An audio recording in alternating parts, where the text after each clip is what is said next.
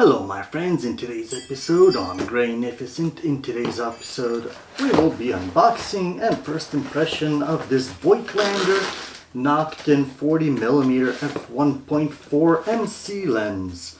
MC. I don't remember what VM means, but MC is multi-coated.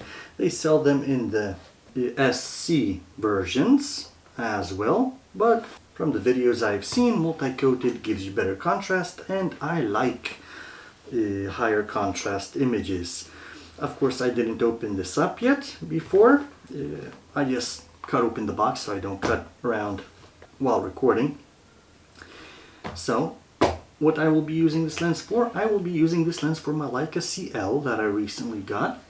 And of course I have on it currently my Leica Elmar 50mm f3.5 lens, but it's a silver lens and it's a collapsible lens, and the Leica CL, you can't use collapsible lenses because it has a light meter right behind the lens there. So I had to wrap my lens in line and string. Doesn't look too bad, but I preferred something that matches the color of the Leica, and that is a little bit shorter and wider, because the frame lines on the Leica CL are 40mm, the main frame lines. So let's get into unboxing. There will be more videos about this camera, so remember to subscribe down below so you don't miss anything. So coming into this little unboxing, let's see what we got here. Alrighty, we got instructions from Voigtlander. Well, this side's Chinese. Okay, so we have two sides. Alright, standard stuff. Don't photograph underwater, don't photograph in lava, things like that. Alright, so we got packed under cameras. I don't know how much that helps, but alright, then we got a beautiful, nice and small lens. Do we have anything else in the box? Nope, that's it in the box. Okay, let's put this aside. Let's see what we got here. It is a tiny lens. I only seen it online. I never seen it in real life, but I mean, it is beautiful. And it is all metal build. So that's a big plus. It has some weight to it, to tell you. It's quite heavy.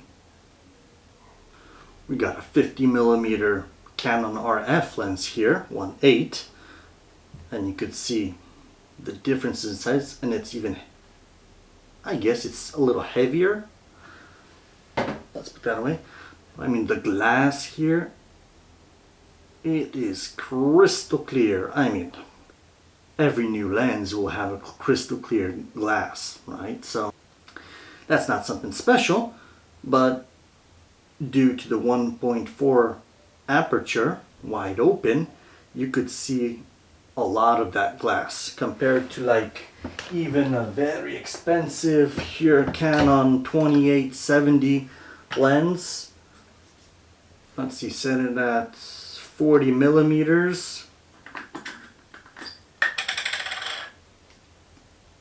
We still have a tiny little hole in there. Even though you got big glass, you don't see it much. And of course, the feel, this plasticky. And this is an all metal build.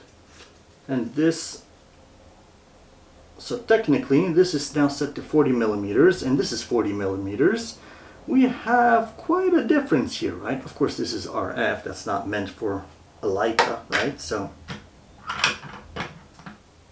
there are differences, and this has to fit massive autofocus motors and stuff like that, so that's understandable that it's a much bigger lens. But this tiny little thing, oh my god, the aperture blades working so nicely. So let's put it on the Leica CL. Let's just give it a quick comparison to the 50mm. As you see, the 50mm is much taller, but more narrower because it doesn't have a large opening. But since it's silver, I guess this lens will match more perfectly to the SL.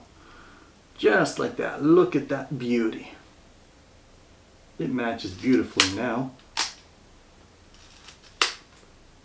We could set it at 1.4, although I guess at the Leica CL at 1.4 will be impossible to take a sharp picture because the rangefinder has a very short, isn't too far apart, so it has a very low accuracy, but more on that in a video specifically about the Leica CL. But now, look at that. I will be making some close-up shots. So here are some close-up shots so you can see how this beautiful lens looks like on the Leica CL. And it is a beauty. Of course, I will be doing some tests. I will be testing it on my Canon R6 Mark II, how it works on digital, and I will be testing it on film, black and white film and color film. So we will see how that comes out. But the focusing on this works so much smoother than my Leica lens. Of course, my Leica lens would probably need some servicing, but it works like a beauty. Basically, the full range is within a short range of the reachable by finger.